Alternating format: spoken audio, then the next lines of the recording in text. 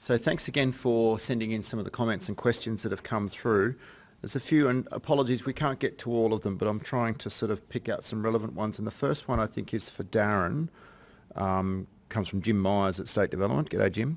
The question posed is in relation to the Section 40 arrangements not being updated since 2014. Given there's a few MOG changes since, when can agencies expect to see an update on that, Darren? Hello again.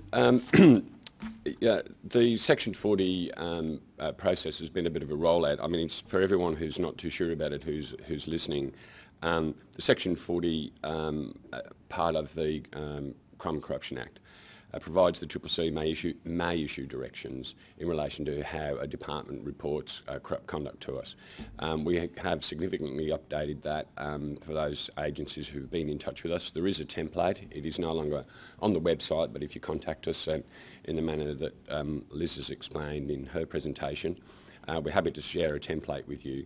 It's basically broken down now into 3 categories, Cat 1, 2 and 3, funny enough, and that really reduces the obligation on the department on what they need to report quickly and what they can consider and then move to, and then those matters that they don't have to report to us.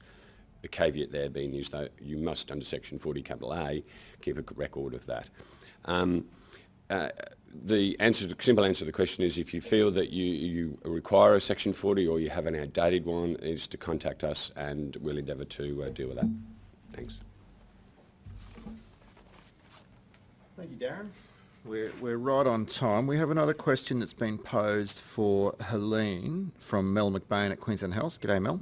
The question is, it would be particularly useful for agencies if the MAR that we send to them could set out exactly the category and subcategory as recorded on the CAD, and that would be very useful. Could you comment on that, please, Helene? Thanks, Melissa, for the question. So the question relating to a MAR, which is a Matters Assessed report. So there is a section in that report, there's a title saying Allegations Current Assessment, and within that there is information that we rely on to produce the CAD, so that does get sent to UPAs. So there's a section that says subject in terms of the person, the type, the subtype, and within that there's a comment as worded by the CCC around the subtype comment. Then there's also a section around conduct category, the name of the complainant, which we don't publish on the Corruption Allegation Data Dashboard. Then we have the activity type and subtypes, and then useful tags. So that information is available through the MAR, the Matters Assessed report. Integrity Services within the Corruption Division are considering putting together a guide around how to interpret and best use and understand the MAR. And that guide will probably come out in conjunction when we have our new case management system. But failing that, there is consideration of that being updated in terms of additional guidance. So that's where that information is sort of being drawn out of our current Compass system in terms of activity type and subtypes. So thanks for your question, Melissa. Thanks, Helene. We've got time for one more quick question. I'll pass it back to Darren, and this is another question from Jim. Is the CCC opposed to the UPA meeting with a complainant to get more information? Thanks, Darren.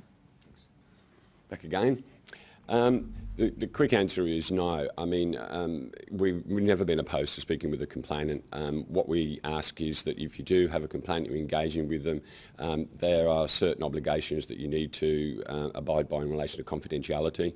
But as you could appreciate, the better the information, the more informed the assessment, and the quicker that we can provide an answer back to the department. So no, we're not. Hope that helps.